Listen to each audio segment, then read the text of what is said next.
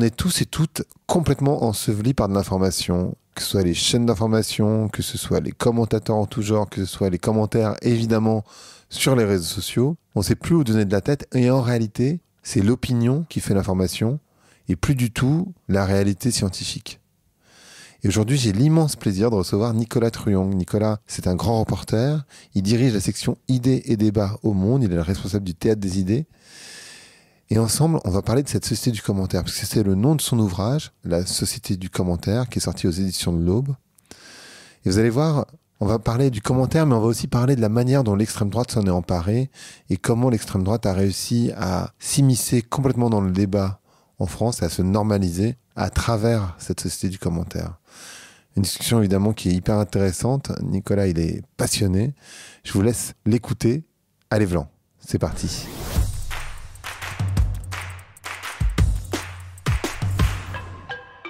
Bonjour à toutes et bonjour à tous. Bonjour Nicolas. Bonjour Grégory.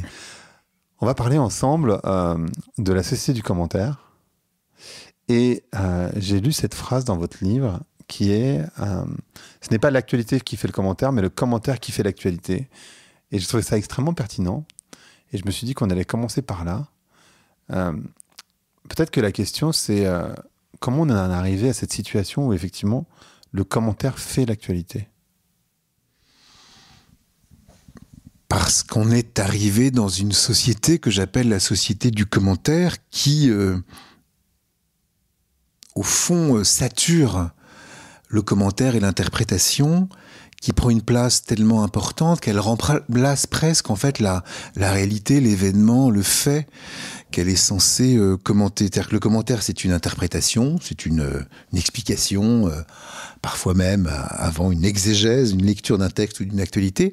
Et ce que j'ai appelé, moi, le commentariat, c'est un système de représentation et d'intervention médiatique sur les réseaux sociaux, sur les plateaux de télé, les chaînes d'infos, les radios, au sein duquel les commentaires parvenus à un certain stade en fait d'autonomisation informent la réalité dont ils modifient la perception. Et ce qui fait qu'au fond, eh bien, ce dont le commentaire, ou moi ce que j'appelle le commentariat, ne parle pas, c'est comme si ça n'existait pas d'une certaine manière. C'est-à-dire qu'au fond, ça fait exister, ça veut pas dire qu'il invente la réalité ou l'actualité, je dis qu'il fait l'actualité.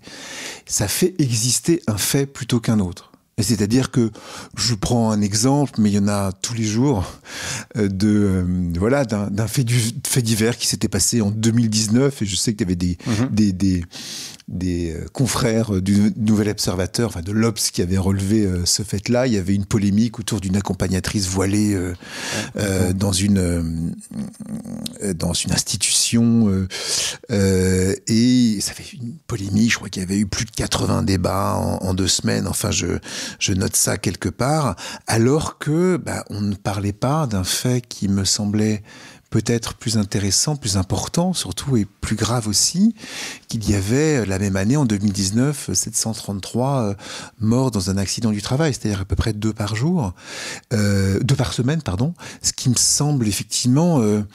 qui me semblait peut-être être un sujet sur lequel on pouvait mettre le focus, mettre la focale. Et c'est en ce sens-là que le commentaire, en fait, qui est censé lui-même normalement interpréter, expliquer l'actualité, devient lui-même en fait l'actualité. Non pas qu'il l'invente, parce que souvent quand même si ça existe, qu'il y ait des fake news, de pures inventions, mais ça grossit effectivement un trait, un fait, et c'est d'ailleurs pour ça que, le sociologue Pierre Bourdieu disait qu'au fond, ces faits divers sont des faits qui font diversion, parce que, non pas qu'ils n'existent pas, mais effectivement, ils permettent de focaliser en fait sur un sujet et d'en oublier les autres d'une certaine manière. Donc c'est en ce sens-là que le commentaire est capable de faire l'actualité, non pas où il la construirait, où il l'inventerait. Je ne dis pas ça, c'est pas du tout une critique complotiste que je mène du commentariat et de la société du commentaire, mais c'est une critique qui se veut peut-être un peu éclairée par ce qu'on appelle un peu la philosophie des Lumières, et qui est aussi la pensée critique, qui nous permet de voir effectivement comment du coup on fait exister en fait quelque chose qui existe mais qui n'a pas l'importance qu'on lui donne. Ça me fait un peu penser à la stratégie que Trump a mis en place. Donc la stratégie de Bannon, finalement, qui était voilà, le conseiller de Trump, qui était... en anglais, c'est flood with shit, mais en gros, c'est balance un maximum de trucs sur les réseaux sociaux pour finalement cacher... parce qu'en fait, les gens sont tellement occupés, du coup, à commenter tout ce que tu racontes, qui est complètement stupide, que les vraies actions, on les voit plus à l'intérieur de ça. Et en même temps, il étend la fenêtre d'Overton quand il fait ça. C'est-à-dire que quand il raconte n'importe quoi, ou quand il racontait n'importe quoi sur les réseaux sociaux, à la fin, les vraies décisions qu'il prenait, on les voyait plus. Et c'est sans doute comme ça qu'il a réussi à modifier des choses qui étaient fondamentales. Et on n'arrivait plus... En fait, il y avait tellement de trucs complètement débiles qu'on n'arrivait plus à voir qu'est-ce qui était important, qu'est-ce qui était plus important, en fait. Parce qu'en fait, ça a généré énormément de commentaires. C'est très juste, c'est parce que aussi la mouvance néo-réactionnaire, national-populiste,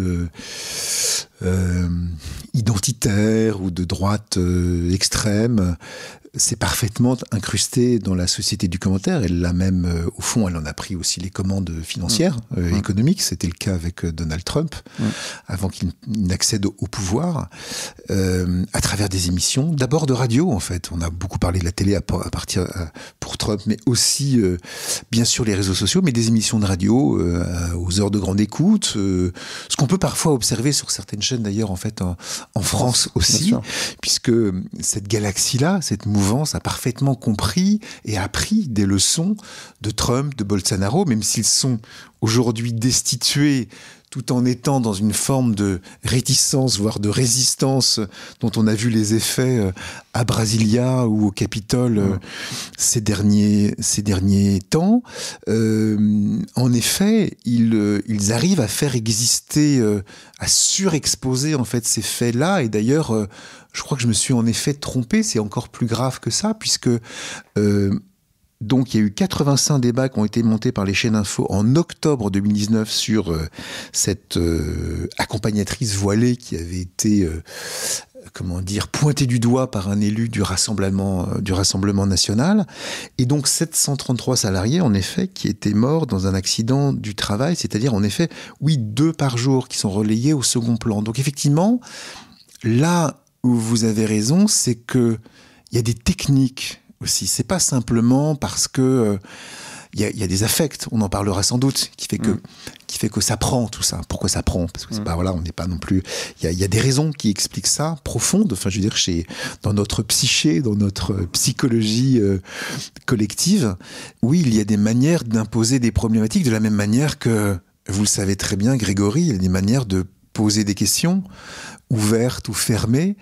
Et là, nous sommes dans votre studio, dans lequel on peut voir une très belle et je dirais même surtout très forte affiche d'un concert que Nina Simone a donné à New York en 1961, puisque je lis cette affiche, on voit son regard saisissant, avec un titre magnifique qui s'appelle I Got My Life, dans lequel elle dit qu'elle a pas grand-chose, qu'elle a pas de bien, mais qu'elle a ses cheveux, ses yeux, et bref, qu'il lui reste sa liberté. Si vous me dites, n'est-ce pas que Nina Simone, c'est bien? C'est pas tout à fait pareil que vous dire, est-ce que vous appréciez la musique c'est pas tout à fait la même chose. N'est-ce pas que, évidemment, induit quelque chose. Donc, au fond, je dirais que les impositions de problématiques dans l'espace public fonctionnent de la même manière. Et si je vous dis... N'est-ce pas que c'est bon, là, ce que je t'ai fait à manger? Évidemment, voilà, on sent un peu obligé de répondre à la question qui s'impose, etc. Et oui, c'était très bon, même si nous n'avons pas déjeuné ensemble, j'imagine que ça serait très bon. Bref, ça fonctionne dans l'espace public à peu près de la même manière. C'est-à-dire qu'on fait, manière de poser des questions. Moi, j'avais relevé, par exemple, mais à l'époque où je m'étais penché sur cette question plus particulièrement pour commencer cet essai, il y avait Je me souviens que Greta Thunberg n'était pas très appréciée au fond des commentateurs, C'est sûr que non. notamment sur les chaînes info, les éditorialistes, comme on dit, n'était pas très sensible à cette génération dite radicale, donneuse de leçons à propos de l'écologie, etc. À mon avis, c'est une génération intéressante qui fait précisément ce que Margaret Mead appelait dans le fossé des générations, une sorte d'inversion de la transmission, c'est-à-dire qu'à un moment donné, ce sont paradoxalement les plus jeunes, normalement c'est les adultes qui transmettent les savoirs, les connaissances, l'histoire familiale, etc.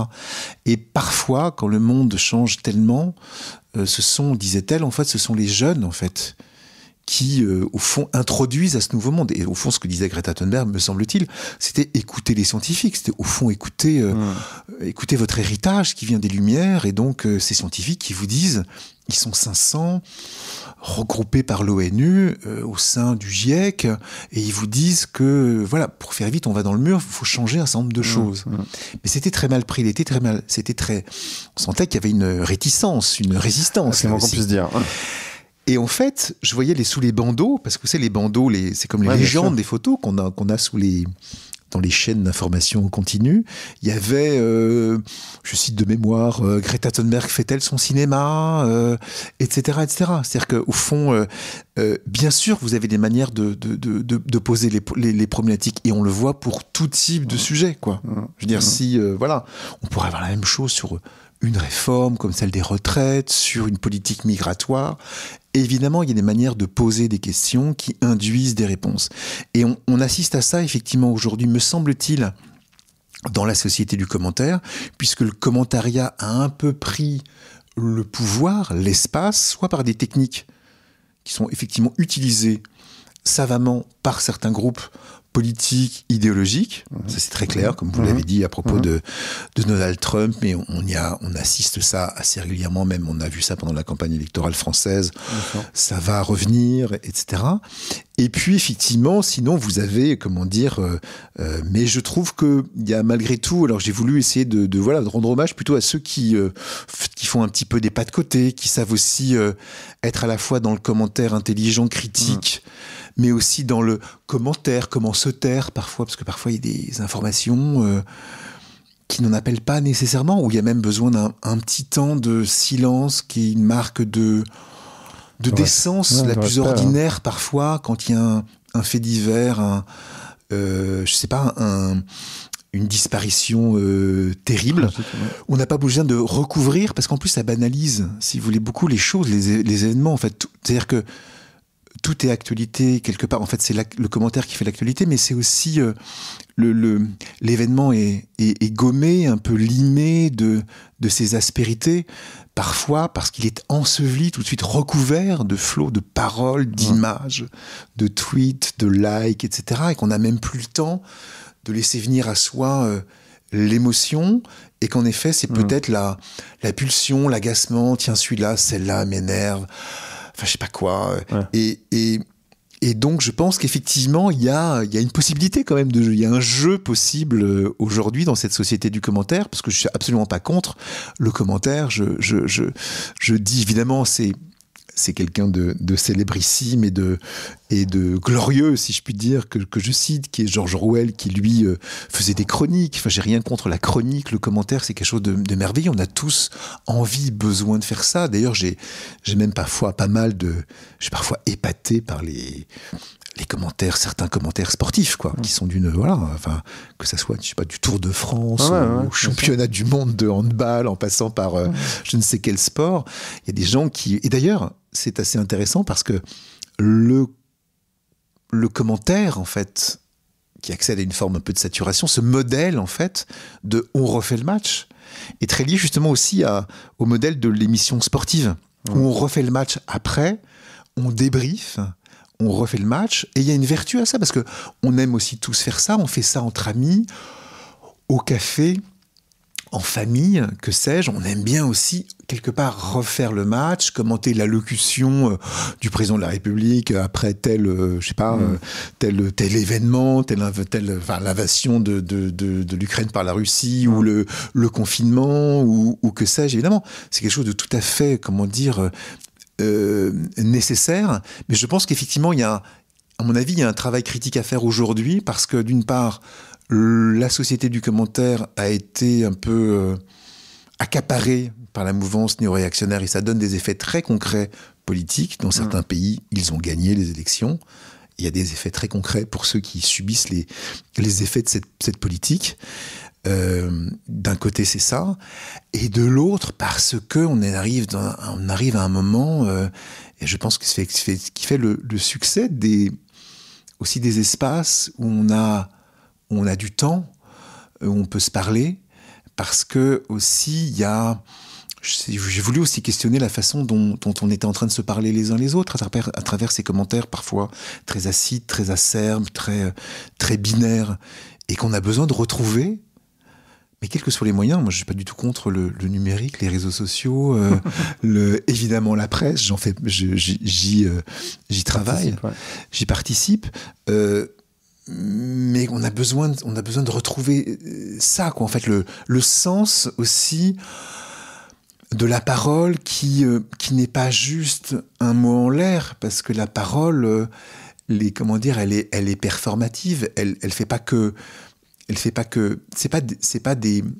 pas comme la chanson de Dalida avec Alain Delon.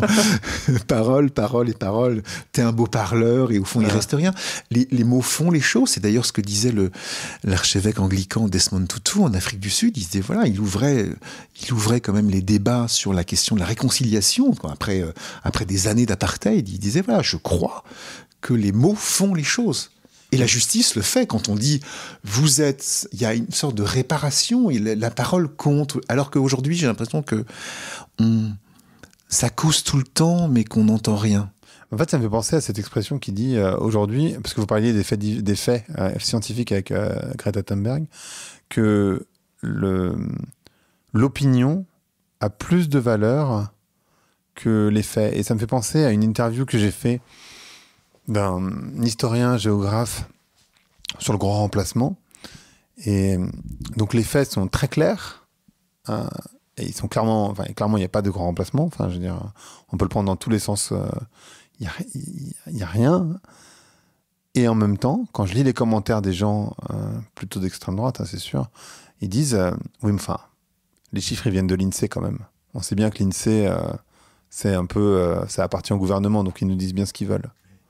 Donc en fait, il y a Trump pour revenir à lui, qui a créé cette logique de vérité alternative, donc des fake news, quoi. C'est une autre manière de le dire, qui est plus jolie. Et à travers cette société du commentaire, j'ai l'impression que, en fait, on a perdu le sens de ce qui était vrai, de ce qui n'était pas vrai, parce qu'en fait, je pense que les gens, ils savent plus non plus très bien à quel sens vouer finalement. Oui, et si, au fond, parfois, c'est pour ça que c'est un livre aussi qui s'adresse un peu, évidemment, à tout le monde, puisqu'on est tous des commentateurs. On dit 60 millions de commentateurs, non pas simplement de consommateurs, pour reprendre une expression célèbre. On est tous des commentateurs, mais aussi parce que si on est fait pour le public, les internautes, les auditeurs, les téléspectateurs, la figure du journaliste, c'est celui qui, un peu comme tout à chacun, au doigt mouillé, donne son opinion sur un sujet sur lequel il n'a pas travaillé. Et évidemment, ça laisse la porte ouverte à ceux qui vont dire, écoutez, voilà, en quoi êtes-vous plus habilité que moi à en parler? Donc c'est pour ça que c'est un éloge aussi un peu de l'enquête, c'est-à-dire que chacun est capable de mener son enquête. Il n'y a pas simplement que les journalistes professionnels, de regrouper les informations. Bien sûr. Chacun le fait, il y a beaucoup de collectifs aujourd'hui, on n'est pas obligé d'être constitué en collectif, mais qui s'intéressent, je sais pas, à la pollution de telle rivière, qui s'intéressent à, je sais pas, à certaines ondes dans certains endroits, qui mènent des enquêtes, qui recoupent des informations. On l'a vu avec cette journaliste, par exemple, Inès Léraud, qui a fait ça avec les algues vertes. Alors elle est journaliste en Bretagne notamment, etc. Donc montre bien que aussi des collectifs se montent pour mener des enquêtes. Et donc effectivement, si c'est ça, si l'enquête, si le journalisme, si le travail intellectuel consiste au fond à presque théoriser ces affects plutôt que de, je sais pas, inventer des des concepts, en tout cas ou en tout cas réfléchir, donner son avis à partir d'une pensée informée, à partir de choses d'un point de vue, mais aussi parfois d'un point de vie, mais aussi quand même en étant allé voir les choses, en les recoupant. Évidemment, les fake news, ou ce qu'on appelle très habilement les vérités alternatives, vont dire oui, mais ça c'est votre...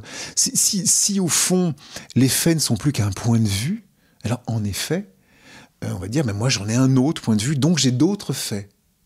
Donc Trump a gagné, il n'a pas perdu. Et ce qui est fou, c'est que, enfin, il y a des tonnes de sujets. Le grand remplacement, c'en est un, mais on pourrait prendre le Covid ou d'autres, où en fait, il y aura comme on est dans une société du commentaire, il y aura toujours quelqu'un qui essaye de faire le malin et qui a un commentaire qui va dans le sens des personnes et qui a un poste. Ça peut être quelqu'un qui a fait des études anormales ou qui est diplômé de je ne sais quelle université ou qui est ingénieur ou machin. Et comme il prend la parole dans un sens qui est pas classique, du coup on va dire ah oui mais regarde cette personne-là, c'est ce qu'elle dit en fait. Il y a des experts quand même et ça renforce encore plus cet effet-là, j'ai l'impression. Non mais vous avez raison, d'autant qu'effectivement souvent ce commentariat complotiste et ça peut aller avec aussi évidemment d'extrême droite semble partir de la vérité que tout le monde voit et dont on ne parle pas. Regardez à une heure, on va dire, regardez à je sais pas, au RER à 17h, ou je sais pas, vous regardez tel métro, telle ligne, vous allez regarder s'il n'y a pas le grand remplacement, il n'y a que des Noirs et des Arabes pour faire vite. Mais justement, dans les commentaires, ils disent ça, il suffit de regarder les photos de classe. Il suffit de regarder ce qui se passe. Alors, il y a deux choses, mais je pense que votre invité qui était Hervé Lebras, si je ne me trompe, comment dire, pouvait montrer que d'une part, c'est vrai que la société française se métisse d'une certaine façon. Enfin, effectivement, elle ne ressemble pas tout à fait à celle des années 1950 d'une part, mais surtout d'autre part que c'est parfois, là je pense, une sorte de banalité de base, comme on disait, c'est qu'effectivement, qui prend le métro à telles heures ? Qui prend plus telle ligne pour aller en Seine-Saint-Denis et pour venir au centre de Paris pour être qui infirmière, qui caissière, qui livreur.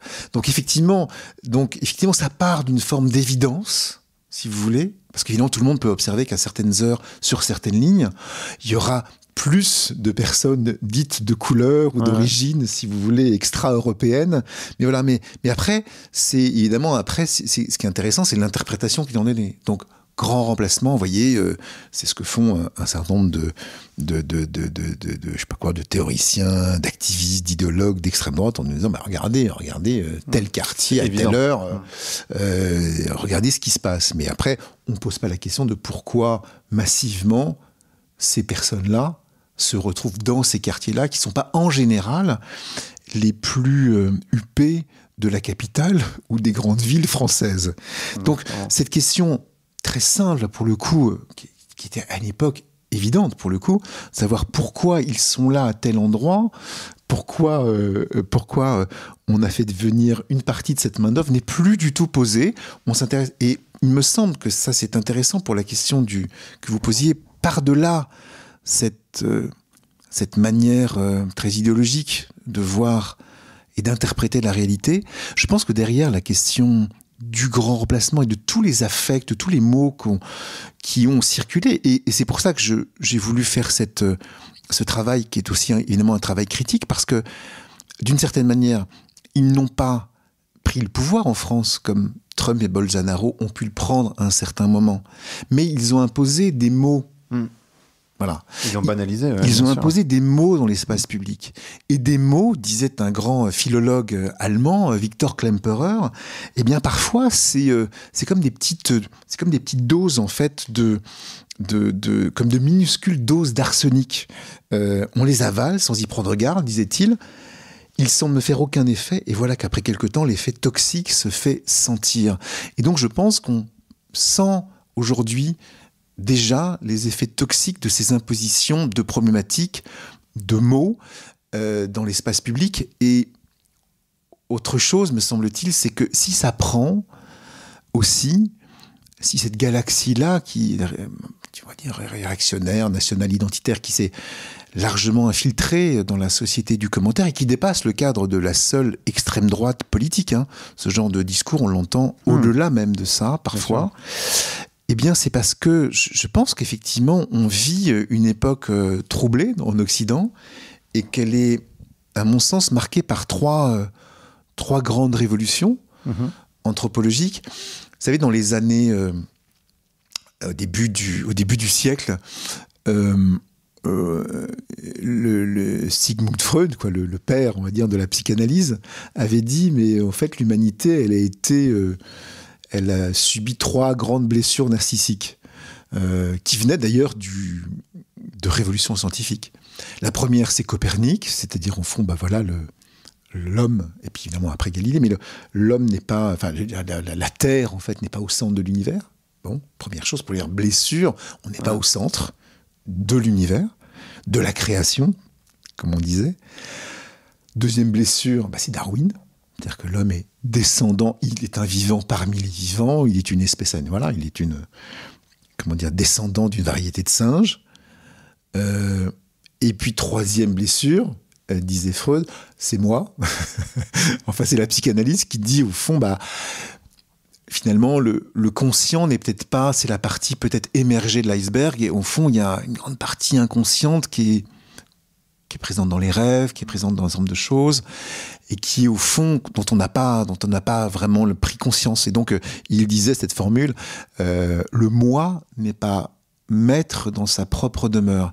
Et moi, j'ai l'impression qu'aujourd'hui, on vit à nouveau ces blessures narcissiques à travers des révolutions anthropologiques, c'est-à-dire que il y a, avec la question écologique, il y a une nouvelle cosmologie, c'est-à-dire qu'en fait, voilà, aujourd'hui, il ne s'agit plus de regarder le ciel là-haut, parce qu'on est obligé de regarder, d'atterrir, comme disait le sociologue et philosophe Bruno Latour, c'est-à-dire qu'il faut qu'on regarde notre fine pellicule sur laquelle on vit, qui n'est pas toute la Terre d'ailleurs, qui est juste, on vit et qui est en train de se réchauffer de manière très dangereuse, et il faut s'en occuper. Donc il y a une sorte de nouvelle cosmologie et de nouvelles urgences, de nouvelles limites, voilà, écologiques. Donc ça, un peu blessure, on va dire cosmologique, changement dans l'intime. Là, pour paraphraser Freud, on pourrait dire que, puisque nous parlons entre hommes, Grégory, le mal n'est plus le maître dans sa propre demeure. On a Nina Simone. Voilà. Et Nina Simone était bien placée d'ailleurs pour le savoir, puisqu'elle a vécu comme beaucoup de femmes de sa génération et aussi de sa condition, des violences conjugales, notamment, et d'autres types de violences, notamment celle qui a consisté au fait qu'elle aurait pu et voulu, ça c'est sûr, être la première concertiste noire américaine de classique, puisqu'en fait elle vient, et je pense que quand on connaît sa musique, ses chansons, on sent qu'il y a aussi une culture classique derrière, sa manière de jouer du piano, même si c'est une improvisatrice hors pair. Eh bien, voilà, c'est la révolution de l'intime, quoi, si vous voulez, où avec toutes les révélations autour de MeToo, des questions liées à l'inceste, etc. Donc le pouvoir sur les corps, toutes les institutions qui ont le pouvoir sur les corps sont en train d'être remises en cause, jusqu'à la famille elle-même, puisque c'est aussi là que se passe la plupart de ce type de faits. Et puis la troisième, c'est le grand décentrement. Donc il y a premier décentrement, la planète, quoi. Le deuxième, l'intimité, c'est quand même très largement bouleversé. Et l'autre, et c'est ça qui touche, à mon avis, beaucoup cette galaxie extrême droitière, c'est le grand décentrement de l'Occident. Vous savez, Valéry Giscard d'Estaing disait en 1900, enfin je ne sais pas si c'était en 74, mais il a été élu à ce moment-là, mais il disait la France est une puissance moyenne. C'était très mal pris. En fait, il y a un décentrement du monde. On voit bien que là, quand même, comment dire, ça tourne plus trop moins autour de nous qu'à une certaine période. C'est sûr que non. Hein. Donc c'est dur à accepter pour beaucoup de Français, d'Européens, je pense, qui ont envie de croire encore et qui se racontent des récits sur... En fait, c'est marrant parce que d'un côté, ils racontent des récits sur la puissance de la France, etc., etc. Et dans le même temps, quand ça les arrange, ils disent oui, mais enfin bon, si l'Europe changeait de manière hyper écologique, ça ne changerait rien parce qu'il y a la Chine et les États-Unis qui produisent tellement d'impact. Et en fait, donc, quand ça les arrange, ils disent c'est super, enfin, pas c'est super, mais en tout cas, on n'y peut rien. Et puis, finalement, il y a effectivement cette blessure narcissique de, bah oui, non, la France, on est un petit pays, quoi, en fait. Oui, mais je pense que ce sont des réactions à ces trois choses-là, à ces trois nouvelles blessures, en tout cas, bouleversements anthropologiques majeurs. Ouais. Alors que, il me semble, parce que, et donc je pense qu'une partie, c'est pour ça que ça plaît, ce commentariat d'extrême droite, ou en tout cas très, on va dire plutôt un peu réactionnaire, conservateur, qui peuvent être portés aussi par des jeunes gens qu'on voit sur ce créneau, parce que je pense qu'il y a ce sentiment, effectivement, d'être déclassé, décentré, donc remplacé d'une certaine façon, mais très personnel, enfin très, très intime d'une certaine manière. Ouais. Et c'est pour ça que ça prend d'une certaine façon.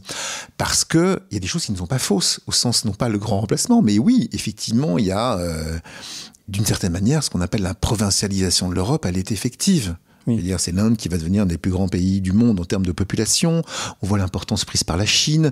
On voit que d'une certaine manière, une partie des gouvernements africains, certes sous influence, en tout cas très influencés par la Russie, la Chine, etc., ne veulent plus, congédient en fait les forces, les forces même françaises qu'on voit au Burkina Faso, on l'a vu au Mali, on l'a vu dans pas mal d'endroits. Et ça, je pense qu'effectivement, il y a ce sentiment de déclin, et c'est pour ça que vous avez toute une galaxie qui vous avez aussi bien des académiciens, que des grands écrivains, que des humoristes, que des éditorialistes qui, aujourd'hui en France, il y a plein de publications, d'hebdomadaires, etc., qui sont sur cette... qui jouent, qui surfent cette fine ligne. Qui surfent là-dessus, alors qu'à mon avis, je pense qu'il y a au contraire les moyens de se réinventer sur tous ces points-là, enfin écologiquement parlant, intimement parlant. Je trouve que vraiment ce qui peut se dessiner, cette nouvelle aventure entre les hommes, les femmes, ou entre les hommes entre eux, ou les femmes entre elles, enfin, il y a un nouveau commerce, on va dire, amoureux qui peut s'inventer de manière formidable. Pareil, d'une certaine manière, il y a quelque chose qui peut, sans être totalement naïf, qui pourrait s'établir avec, dans une sorte de concorde, si vous voulez, un peu des nations pour arriver à certaines choses. Mais on voit qu'on en est loin, on voit qu'aujourd'hui, non, on est dans des identités très, très fermées, très hostiles, très vindicatives. Et je veux dire, quand vous écoutez le discours aujourd'hui de Poutine dans ses différents discours, comme au Club Valdai, vous avez une rhétorique, et d'ailleurs c'est un peu ça qui a fait perdre un petit peu, me semble-t-il, pied à Éric Zemmour pendant la campagne électorale dernière en France, présidentielle, puisqu'il souhaitait qu'il puisse y avoir un Poutine français sur notre sol pour relever la nation. Vous écoutez ces discours contre le soi-disant wokisme, avec des fake news comme quoi on demanderait en France aux enfants quel sexe ils voudraient choisir dans les écoles, et que tous les hôpitaux seraient favorables à changer le sexe des mineurs sur leur simple demande, volonté, etc. Vous vous rendez compte que oui, ça gagne, et que cette réaction à ces trois révolutions anthropologiques, au sens propre du terme, a des effets concrets. Mais alors, moi, la question que je me pose, parce qu'il y a un rôle des médias, une responsabilité des médias, et de certains médias, et je pense évidemment à Hanouna, je pense à Pascal Praud, parce que vous avez fait référence à son ancienne émission sur le foot. Je pense à tous ces éditorialistes, et je me dis, en fait, c'est quand même fou qu'on les laisse faire. Enfin, je comprends la liberté d'expression, évidemment, mais il y a un truc qui m'échappe, parce que est-ce qu'on doit laisser la liberté d'expression à tout prix dans ces cas-là ? Parce que, bien sûr que j'ai envie de répondre oui, mais par défaut. Mais dans une certaine mesure, je me dis, mais c'est tellement dangereux d'avoir des gens... Alors, est-ce qu'ils expriment... Est-ce que Hanouna, c'est finalement l'expression de ce que pensent les Français ? C'est possible aussi, dans ce cas-là, voilà. Mais Mais j'ai l'impression que ça joue énormément, que ce soit Pascal Praud, que ce soit Hanouna, que ce soit... moi, ça me fait un peu peur, en fait. On oublie souvent que la liberté d'expression que nous chérissons tous, notamment depuis cette fameuse loi de la fin des années 1800 sur la liberté de la presse, est encadrée. C'est-à-dire que moi, je ne peux pas dire à votre micro, et ni même ou dans les colonnes de mon journal... Mais dites-le quand même. Qu'est-ce qu'on devrait savoir ? Pour faire le buzz, je ne proférerai pas d'insultes antisémites, d'invectives racistes, d'appels à la violence sur les personnes ou sur une personne en singulier. C'est-à-dire que c'est faux, en fait. Les médias publics profitent des... C'était la dernière sortie d'Hanouna, mais... Que les médias publics... Ah, il a fait toute une chronique sur les médias publics qui cramaient l'argent des Français pour faire de n'importe quoi, alors qu'eux, ils allaient manger du caviar, etc. Enfin, bref. Oui, mais ça, c'est une dénonciation, au fond, des élites ou du mainstream, qui est très... Au fond, ça, c'est très intéressant, parce que c'est en fait, dans cette rhétorique-là, dans cette galaxie-là, dite néo-réactionnaire ou national-populiste, ou que sais-je, il y a une sorte de rhétorique qu'on pourrait appeler de rhétorique de l'inversion. C'est-à-dire, en fait, les minorités sont majoritaires.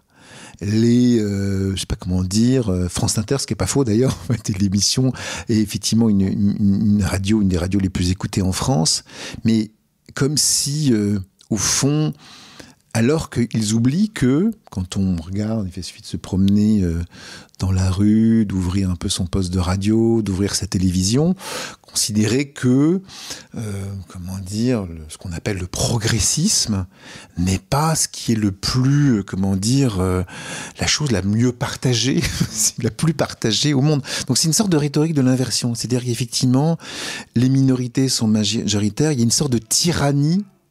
Il y aurait une tyrannie, en fait, des minorités, en fait, qui, au fond, auraient la majorité.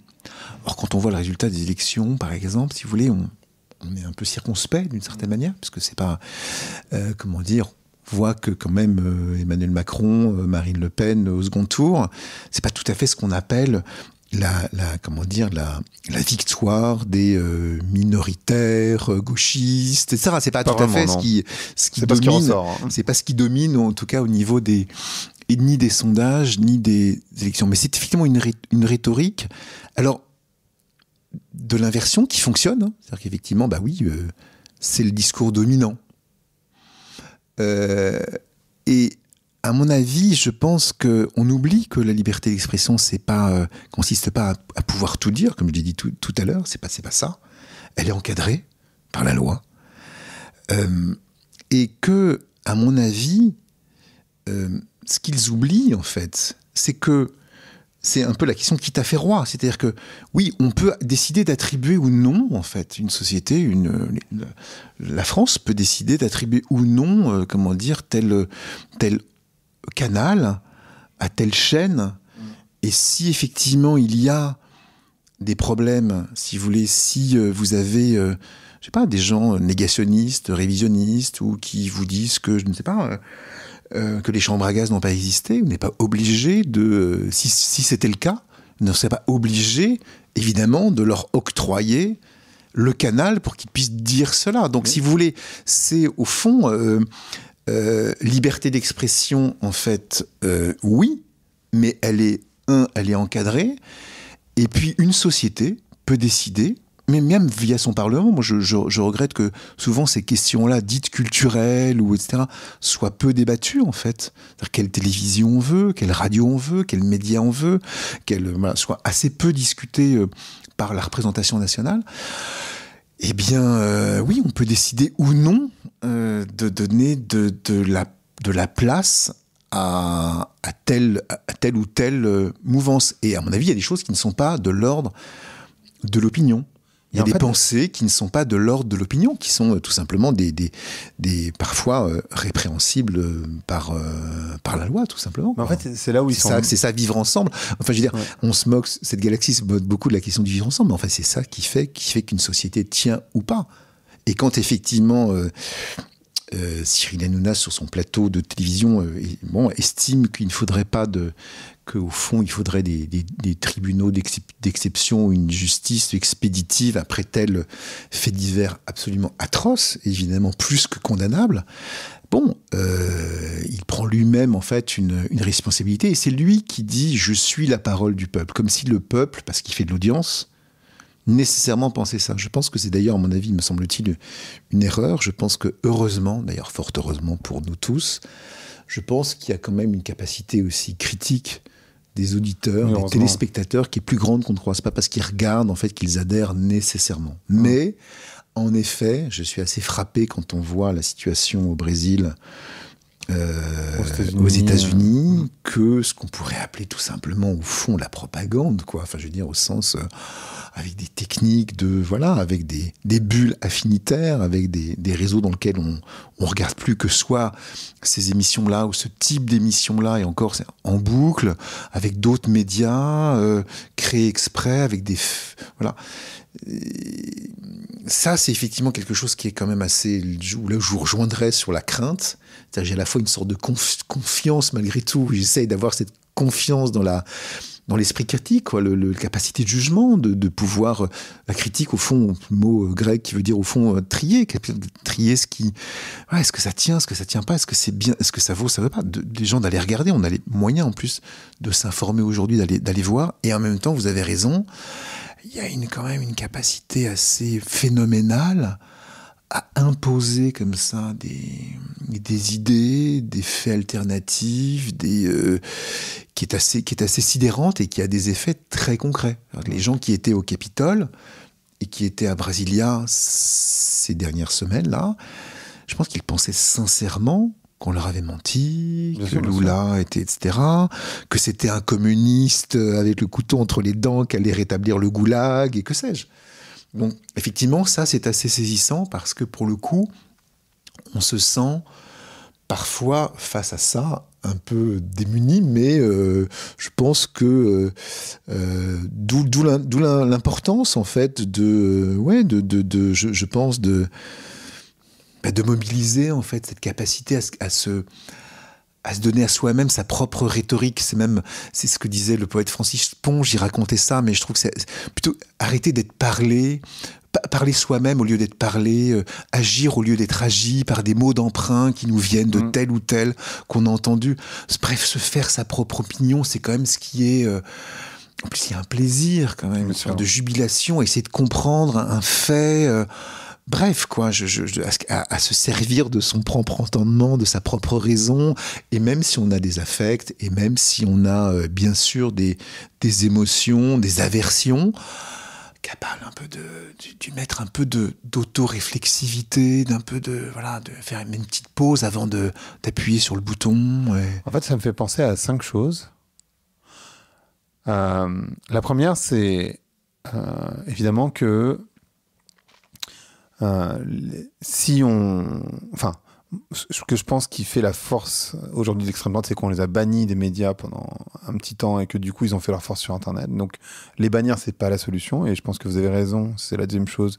Il faut faire confiance aux gens, ils sont pas idiots, mais du coup ça veut dire aussi qu'il faut les aider entre guillemets à avoir un esprit critique. C'est la deuxième. La troisième, c'est que là où ils sont malins quand même, je pense à Hanouna, c'est qu'ils arrivent, et c'était le début de notre conversation, à imposer des discussions là où il ne devrait pas y en avoir. Par exemple, je pense à la sécurité en France. Enfin, je sais pas, j'ai pas les statistiques en tête, mais enfin, je crois qu'on n'a jamais été dans un pays aussi sûr. Et en même temps, c'est un débat hyper... je veux dire, quand on demande aux Français c'est quoi le problème, ils vont vous parler de sécurité, en particulier des gens qui sont dans des villages où il n'y a absolument aucune insécurité. Et c'est quand même fou, parce que du coup, ils ont réussi à imposer des sujets qui sont des non-sujets, ou pas les sujets majeurs, ce que vous disiez tout à l'heure pour cette femme voilée versus les personnes qui meurent au travail. La quatrième, c'est l'impact des réseaux sociaux, c'est-à-dire en fait la libération de la parole et le fait que finalement, à travers les réseaux sociaux, on peut donner son avis et c'est super quelque part. Mais j'ai l'impression que ça enferme je sais que ça enferme dans des bulles que du coup, on est dans l'entre-soi, donc on se gargarise. Et moi, le 5e point qui me fait peur, c'est que tout ça, j'y crois très fort à, évidemment, la capacité des gens à avoir un esprit critique, etc. Et en même temps, ce que j'observe, c'est la montée de l'extrême droite, c'est 60% des Français qui croient dans le grand remplacement. Et je me dis, c'est pas neutre, en fait. Enfin, et j'avoue que j'ai pas la solution. Et en fait, vous m'avez invité parce que je l'ai. Exactement, précisément. Non, personne ne l'a, mais en essayant de désigner, peut-être, enfin, je ne l'ai pas fait tout seul, ça ne m'est pas venu comme ça, cette idée de ces 3 révolutions anthropologiques. Je m'appuie aussi sur des travaux d'anthropologues comme ceux de Philippe Descola qui s'intéressent au nouveau rapport, on va dire, à la nature et qui invitent à rompre en cette opposition binaire et millénaire, on va dire, entre la nature et la culture qui a dominé l'Occident aujourd'hui, parce qu'effectivement, tout est en train d'être renversé, tout est en train d'être questionné. En fait, ce qui était naturalisé, c'est-à-dire qui paraissait naturel, est questionné. Un peu comme l'économie, au fond, elle est questionnée. C'est-à-dire que ça paraissait naturel, et puis c'était évident qu'on ne pouvait pas avoir plus un taux d'endettement de plus de 3%, puis on se retrouve finalement avec plus de 100%, et puis ça tient quand même, et tout est rebattu. Ouais, et du coup, on se pose la question, mais qu'est-ce qu'ils nous racontent, ces élites? tout est rebattu d'une certaine manière de ce point de vue-là, et donc je pense que d'essayer de comprendre d'où ça vient, et pourquoi on a cette impression-là, cette impression de déclassement, de remplacement, que ça procède de quelque chose de phénomènes puissants, en fait, qui sont au-delà de nous-mêmes et qui sont au-delà de notre propre volonté, là, chacun, le matin, et d'essayer, au fond, de comprendre ce qui nous arrive. Et de voir aussi, de percevoir ça. Vous savez, les stoïciens disaient, il faut vouloir ce qui arrive. Alors, il ne s'agit pas, parfois, il faut résister à ce qui arrive, notamment, vous le disiez, en tout cas, moi, c'est mon cas, et vous le savez, en ayant lu La Société du commentaire, à cette puissance idéologique extrême droitière. Mais essayer de comprendre pourquoi ça arrive, déjà, ça permet peut-être, à mon avis, aussi sur quel affect il faut mobiliser. C'est-à-dire que moi, je suis persuadé, c'est-à-dire que vous dites, il y a des sujets qui sont des non-sujets, en tout cas pour vous. Alors, pour moi, je pense que ce sont des sujets, genre le voile, je sais pas quoi, le burkini, des trucs qui tournent en boucle, etc. Mais évidemment, il y a beaucoup d'autres sujets et on pense qu'on ne va pas faire d'audience, qu'on ne va pas intéresser si on s'intéresse à la question. Là, tout à l'heure, on parlait de manière tragique du travail. Mais moi, je suis persuadé, et je le sais parce qu'en plus, ça vous arrive de le faire, quand vous demandez aux gens de parler de leur travail, de parler de quelque part du nouveau rapport au travail. On en discute beaucoup en ce moment. Il y a des gens qui veulent à la fois, et parfois des jeunes gens, mais pas que, il y a un petit fossé de génération parfois là-dessus, mais pas uniquement, qui veulent au fond, parce qu'ils passent la plupart de leur temps de vie, un travail sensé, je veux dire, un travail qui ait du sens, qui n'ont pas envie de perdre leur vie à la gagner. Si vous parlez des questions d'écologie, pas simplement pour dire, évidemment comme le font un certain nombre d'émissions pour parler, des Khmers verts, des ayatollahs, vous aurez remarqué que c'est souvent en fait la rhétorique dite un peu anti-communiste, anti-totalitaire, comme si on avait besoin d'un... C'est comme le wokisme d'ailleurs, c'est très étonnant. Hein. Oui, comme si on avait besoin d'un ennemi comme ça à désigner, comme si au fond il fallait recycler ce vieil ennemi communiste qu'on n'a plus, qu'on a perdu, enfin en tout cas qu'une partie de ceux-là ont perdu, parce que le mur est tombé, même si il reste la Chine, la Corée du Nord et quelques pays qui sont, en tout cas qui se réclament, on va dire, du communisme. Il y a besoin de dire, oui, que c'est vraiment, au fond, on a mis sur des effets de la démocratisation ou de la massification, par exemple, scolaire, les mots, en fait, de l'anticommunisme, de l'antitotalitarisme. À une époque, les instituts de formation des maîtres, on appelait ça les goulags des savoirs. Non mais c'est ça, on parlait de la révolution, un auteur célèbre parlait de la révolution culturelle à l'école. Là, on parle donc de Khmer vert. Il y a toujours cette rhétorique-là, comme s'il y avait besoin, pour bien sûr disqualifier. À mon avis, c'est assez méprisant à l'égard de ceux qui ont vraiment vécu les sévices, des Khmers rouges ou les vraies victimes en fait du totalitarisme, de désigner Greta Thunberg et les siens de Khmer. Mais il y a une rhétorique comme ça évidemment du discrédit. Mais surtout, je pense qu'on peut, à mon avis, et c'est là qu'il y a un levier possible, que vous dites comment faire. Moi, je suis persuadé, parce que je le vois, en fait, parce que je l'ai observé. Moi, j'ai vu cette société, je vois cette société changer, bouger, à la fois sur le terrain des idées, puisque au fond, c'est ce que je fais, puisque j'ai cette chance d'être grand reporter en charge de la vie intellectuelle et du monde des idées, on va dire, mais pas tout, évidemment, je couvre pas tout, avec d'autres au monde. Mais je vois ce monde bouger sur tous les terrains, parce qu'aujourd'hui, on assiste à une pensée de terrain, avec des gens et des intellectuels, et des penseurs, et des philosophes qui s'inscrivent dans des territoires aussi, dans des terrains de lutte, de recherche, et qui inventent des choses. Je veux dire, on a quand même dans cette société, moi je trouve, une intelligence collective, mais extraordinaire. J'ai eu la chance, vous le savez, vous recevez des gens qui participent à cette intelligence collective, mais même prenons quelque chose de très... Moi j'ai assisté à quelques séances de ce fameux grand débat que Emmanuel Macron avait souhaité après la crise des Gilets jaunes et qui a été un peu enterré comme beaucoup de choses, dont les conclusions dormaient en tout cas à une époque dans les préfectures et les sous-préfectures de France. J'ai assisté, moi, à des gens qui étaient soit ensemble, soit seuls. Je sais pas, des médecins, des boulangers, des étudiants, des cadres, qui avaient des idées sur beaucoup de choses, sur énormément de choses qu'il fallait résoudre pour essayer de faire se rejoindre en fond ceux qui s'intéressaient, ceux qui étaient préoccupés par la fin du mois et ceux qui étaient préoccupés par leur fin de mois et ceux qui étaient préoccupés par la fin du monde.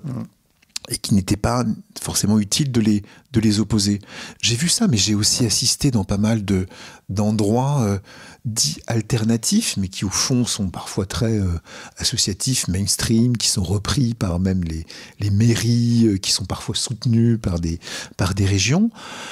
Des lieux nouveaux inventés, des formes de solidarité, d'entraide, d'habitat partagé, écologique, mais sans que ça soit non plus la communauté nécessairement des années 70 où tout le monde habite ensemble, où chacun peut avoir son appartement, mais aussi tout simplement des endroits partagés, à la fois pour des raisons écologiques, type, je sais pas, machine à laver, que sais-je, etc., mais aussi pour d'autres choses, pour inventer des solidarités intergénérationnelles, pour pas laisser forcément toujours, même si ça peut aussi être bien s'ils le souhaitent ou si les familles le veulent, les vieux seuls dans certains types d'EHPAD, mais être voilà, en fait, moi je vois une société, comment dire, et je suis persuadé que ça serait très intéressant d'entendre ces personnes-là. De la même manière que on n'a pas entendu, alors ça peut être on n'a pas entendu des personnes dont on a beaucoup parlé, toutes ces fameuses accompagnatrices voilées, on les a peu entendues sur ces plateaux de télévision, etc. Donc du coup, je pense que, et c'est pas forcément pour dire que, et laisser entendre que forcément le voile c'est bien, etc. C'est pas ça, mais je pense qu'il y a en tout cas une possibilité, et ça, à la fois d'informer, de partager, de commenter aussi, parce qu'il y a évidemment toutes ces initiatives en fait qui sont présentes partout, qui mobilisent chacun d'entre nous, plutôt des affects un peu, je dirais, assez positifs. Et ça c'est pas que quelque chose de, si vous voulez, de naïf, d'un béotien. C'est-à-dire que quelqu'un comme George Orwell, que citait l'auteur de 1984 et de la ferme des animaux, qui tenait une chronique dans Tribune, mais qui voulait tenir des chroniques pour rendre les gens conscients de ce qui se passe en dehors de leur propre petit cercle. Il faisait ça, voilà, il s'adressait donc lui aussi à son camp, qui était très clairement à gauche, mais il posait des questions qui fâchent parfois. Il disait que la liberté d'expression, c'était ça. C'était aussi, d'une certaine manière, questionner aussi ce qui ne l'est plus, etc. Et questionner aussi ses propres préjugés. Lui, il observait dans les classes populaires, ce qu'il appelait la common decency, quoi, la décence ordinaire. Il y a plein de choses qui s'inventent. Je veux dire, ça existe, ça. C'est pas des choses qui sont. Et donc, je pense qu'on peut, on peut faire de l'audience, à mon avis, avec l'entraide, avec la solidarité, avec le partage de connaissances, de savoir. Je veux dire, cette société a des trésors de savoir.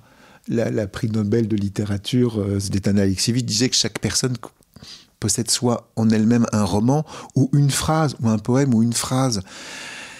Bah, cette société, en tout cas, moi j'ai la chance de l'observer, d'aller la voir, de la rencontrer. Bah, elle invente et elle invite à mon avis, et elle gagne à être davantage invitée.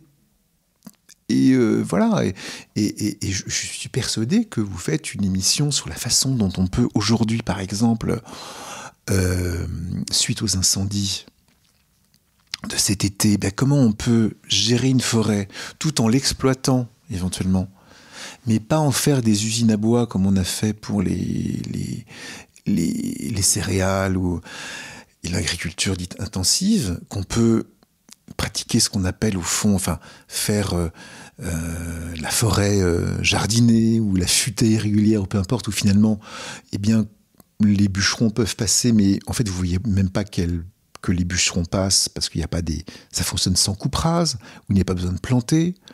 Moi, j'ai été faire un reportage en Suisse, c'est très fréquent, très présent, très, très développé, et dans certains endroits aussi en France. Bon, bah, c'est très intéressant. Je pense que ça intéresse tout le monde parce qu'il faut partir de aussi, oui, de nos affects, de nos émotions, de ce qui nous concerne. Et moi, j'aime beaucoup cette phrase du philosophe du vivant, on va dire, Baptiste Morisot, qui est à la fois un philosophe chevronné, un pisteur de loups, de Panthère des Neiges, mais aussi de lombriques d'appartements et d'animaux, voilà, et qui dit au fond, il dit un peu aux jeunes qui ont l'air un peu désemparés, qui ne savent pas trop comment faire par rapport à ce monde, voilà, qui a l'impression qu'il va un peu il court au devant de la catastrophe qui est elle-même annoncée et documentée. Il dit, trouvez un lieu à aimer personnellement et à défendre collectivement. Et aujourd'hui, il y a beaucoup de gens qui font ça. C'est-à-dire que et Bruno Latour que j'ai eu la chance de signer, enfin, un livre d'une certaine manière avec lui, Habiter la Terre, mais à partir d'entretiens qu'on a fait sur Arte. Mais il disait, c'est pas signé, que je citais tout à l'heure, disait au fond, oui, c'est vrai, quand on dit on va sauver la planète, on peut un peu dire c'est trop grand pour nous, on baille un peu d'ennui. Et si on dit mais défendez tel territoire, là tout le monde accourt. Donc c'est évident, je pense qu'il est possible. Réponse, pardonnez-moi un peu longue, mais parce que c'est tellement abyssal et qu'on se sent parfois un peu désemparé quand on a un peu ce flot de commentaires, d'images, souvent assez toxiques, au fond, et en plus surtout un peu triste, quoi, un peu bourré de passion triste. Enfin, on sent que même parfois, quand on y cède un peu nous-mêmes, on sent que ça appuie pas sur la partie la plus intéressante de nous-mêmes, quoi, d'une certaine manière. C'est pour dire que tout ça est là. Je veux dire, tout ça est présent, très présent en fait dans les aspirations, à mon avis, et dans la réalité d'une partie des gens de ce pays, et que ça peut faire, à mon avis, une audience d'enfer aussi. C'est tout à fait possible, quoi. Je veux dire, il n'y a pas de fatalité à ce que ça soit tel fait divers dans telle cité qui tourne en boucle pendant des semaines et des semaines, quoi. On peut imaginer, et c'est pas simplement que parler des trains qui arrivent à l'heure. Là, c'est pas des trains, parce qu'on dit oui, les trains qui arrivent à l'heure, ça n'intéresse personne. Mais là, c'est pas des trains qui arrivent à l'heure. Par exemple, c'est des trains de vie nouveaux qui sont inventés, qui peuvent résoudre un certain nombre de problèmes, qui peuvent rendre, au fond, une société plus harmonieuse. C'est pas des trains qui arrivent à l'heure, c'est à la limite des trains qui vont plus vite, où c'est arriver au même endroit, presque sans train ou avec d'autres modes de locomotion, en étant un peu plus épanoui, et dans son travail, et dans sa vie sentimentale, etc., etc. C'est quand même pas tout à fait rien. Donc c'est pas le train banal qui arrive à l'heure. Même si en ce moment c'est un peu plus compliqué avec les grèves. Mais regardez par exemple sur les centres des retraites, plutôt que de mouliner, on voit très bien que derrière se noue la question du travail, du rapport au travail, de quel monde on veut. Je pense que les choses soient trop techniques et soit trop techno, ou soit trop idéologiques et idéologisées. À mon avis, j'espère qu'on commence un peu à saturer et de toute façon, parce qu'on n'a pas le choix et parce qu'à mon avis, on en a envie. On a envie d'aller vers des choses plus, plus sensées, plus enthousiasmantes, qui nous portent, parce qu'à la fois, on n'a pas le choix et parce que j'ose croire qu'on est encore, en dépit de ces sentiments de déclassement, de déclin, de que sais-je, quand même encore porté au fond de nous par ça. Alors le problème qu'on a avec Nicolas, c'est qu'on a des conversations qui sont très longues. Mais du coup, je vais m'arrêter et je vais vous demander. Le podcast s'appelle Vlan, parce que c'est hyper intéressant, c'est ça le problème. Donc on pourrait continuer comme ça pendant des heures. Mais j'espère que je ne pérore pas trop. Non, pas du parce tout. Que c'est parce que voilà, c'est des choses qui me mobilisent et qui à la fois vous intéressent, nous intéressent. Et je pense que c'est essentiel parce que c'est ce qui structure notre société en fait. Donc c'est ça qui, enfin, pour moi en tout cas, j'ai vraiment cette sensation que c'est pas du tout un sujet de côté, c'est vraiment un sujet central parce que ça construit l'opinion, ça construit les imaginaires collectifs et c'est ce qui construit notre société demain. Donc le podcast s'appelle Vlan. Donc, je voudrais savoir à quoi vous voulez ouvrir et où claquer la porte. J'aimerais claquer la porte aux idées reçues et l'ouvrir aux pensées, aux pratiques, aux expériences les plus aventureuse et inattendue. Parfait. Merci beaucoup, Nicolas. Merci, Grégory. Merci d'avoir écouté Vlan. Si vous avez aimé l'émission, n'hésitez pas à mettre des étoiles sur vos plateformes de podcast préférées. Vous pouvez aussi partager l'épisode sur vos réseaux sociaux, Instagram Stories, Facebook, LinkedIn, où vous voulez. Je suis Grégory Pouy. Vous pouvez me retrouver sur l'intégralité des plateformes sous le nom Greg from Paris. Si vous avez des idées pour des invités, si vous avez des commentaires, n'hésitez surtout pas à m'envoyer un message. Allez, merci et à bientôt.